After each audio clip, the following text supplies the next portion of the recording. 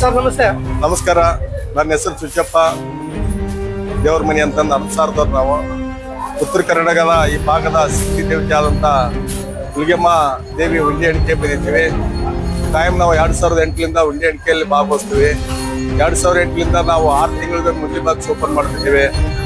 ಇದು ಸಿದ್ದರಾಮಯ್ಯನವ್ರ ಸರ್ಕಾರ ಬಂದಿಂದ free bus ಆಗಿಂದ ಪ್ರತಿ ತಿಂಗಳ ಉಂಡಿ ಬಾಕ್ಸ್ ಓಪನ್ ಮಾಡ್ತೀವಿ. 40 ದಿವಸಕ್ಕೆ 35 ದಿವಸಕ್ಕೆ ಉಂಡಿ ಬಾಕ್ಸ್ ಓಪನ್ ಮಾಡ್ತೀವಿ.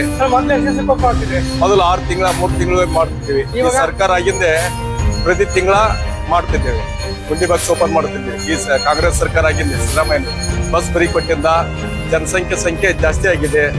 ಆದ ಕಾರಣ ಆದಾಯನೂ ಜಾಸ್ತಿ ಆಗಿದೆ ಗುಡಿಗೆ.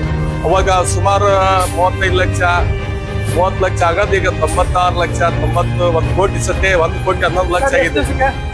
40 ದಿವಸಕ್ಕೆ 35 ದಿವಸಕ್ಕೆ 30 ದಿವಸಕ್ಕೆ 1 ಕೋಟಿ ದಾಟ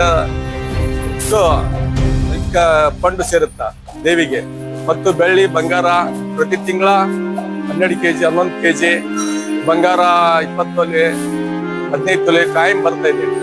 ಜನಸಂಖ್ಯೆ ಈ ಸರ್ಕಾರ ಫ್ರೀ ಬಸ್ ಆಗಿಂದ ಜನಸಂಖ್ಯೆ ಜಾಸ್ತಿ ಆಗಿದೆ, ಆದಾಯನ ಜಾಸ್ತಿ ಆಗಿದೆ. ದೇವಸ್ಥಾನಕ್ಕೆ ಎಲ್ಲ ಭಕ್ತರ ಸಂಖ್ಯೆ ಏನ್ ದೇವಿಗೆ ಬಂದು ಅರಿಕೆ ಹೊತ್ತು ಬೇಡಿಕೊಂಡ್ರೆ ಆ ಶಕ್ತಿ ಯಶಸ್ವಿಗೊಳಿಸುವಂತ ಶಕ್ತಿ ಇದೆ ದೇವಿ ಹತ್ರ.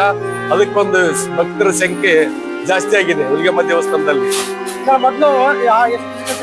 ಮೊದಲು 3 ತಿಂಗಳು 6 ತಿಂಗಳಿಗೆ ಉಂಡಿ ಬಾಕ್ಸ್ ಓಪನ್ ಮಾಡ್ತೇವೆ. ಅವಾಗ 20-35 ಲಕ್ಷ 36 ಲಕ್ಷ ಇಷ್ಟೇ. ಅದ್ರ ದಾಡ್ತಿದ್ದೆ 40 ಲಕ್ಷ ಒಮ್ಮೆ ದಾಟಿಲ್ಲ. ಈಗ 95 ಲಕ್ಷ 1 ಕೋಟಿ ಸಹಿತ ದಾಟಿದೆ. 1 ಕೋಟಿ 11 ಲಕ್ಷ ಆಗಿದೆ.